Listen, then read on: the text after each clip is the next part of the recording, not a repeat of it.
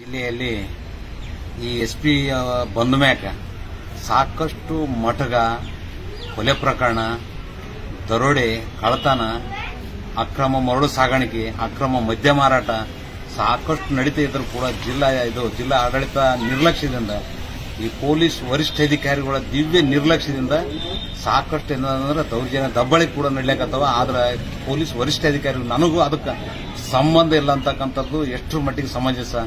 ರಾಜಾರೋಷವಾಗಿ ಹಗಲತ್ತೆ ಮರಳು ದಂಧೆ ನಡೀತದ, ಹಗಲತ್ತೆ ಅಕ್ರಮ ಮದ್ಯ ಮಾರಾಟ ನಡೀತದ, ಹಗಲೊತ್ತಿನೇ ಕೊಲೆ ಪ್ರಕರಣಗಳು ಹೆಚ್ಚಾಗ್ಲಾಕತ್ತವ.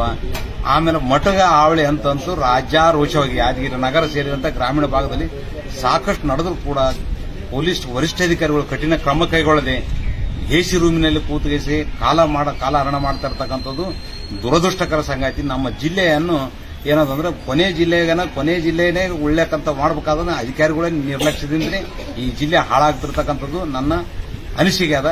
ಅಕ್ರಮ ಮರಳು ಕಚೇರಿ ಮುಂದೆ ಹೋಗ್ತದ, SP ಆಫೀಸ್ ಕಚೇರಿ ಮುಂದೆ ಲೋಡ್ಗಟ್ಟಲೆ ಹೋದ್ರೂ ಕೂಡ ಕಣ್ಣು ಮುಚ್ಚಿ ಕುಳಿತಿರ್ತಕ್ಕಂಥದ್ದು ಎಷ್ಟು ಮಟ್ಟಿಗೆ ಸಂಬಂಧಿಸಿದೆ. ಯಾದಗಿರಿ ನಗರದ ಪ್ರಮುಖ ಸರ್ಕಲ್ CC ಕ್ಯಾಮರಾಗಳೆಲ್ಲ ಬಂದಾಗ ಏನ್ ಕೆಲಸ ಮಾಡ್ತಾರೆ, ಇದು ರಿಪೇರ್ ಮಾಡ್ಲಿಕ್ಕಾಗಲ್ಲ. ಅದು ಹೋರಾಟ ಮಾಡಿಸಿದ್ ನಾನು. ಅದು CC ಕ್ಯಾಮರಾ ಇದ್ರೆ ಅಕ್ರಮ ಮರಳು ಹೋಗೋದು ಗೊತ್ತಾಗ್ತದ, ಮತ್ತೆ ಅಕ್ರಮ ಚಟುವಟಿಕೆ ನಡೆದ ಯಾವ್ದನ್ನ ಆಕಸ್ಮಿಕ ಆಕ್ಸಿಡೆಂಟ್ ಆದ್ರನ್ನ ಗೊತ್ತಾಗ್ತದೆ, ಅಪಘಾತ ಆದ್ರೆ ಅದನ್ನು ಮಾಡಿಸ್ಲಿಕ್ಕೂ ಕೂಡ ಇವರು ಜರಿತ ಕಚೇರಿ ಕುಂತ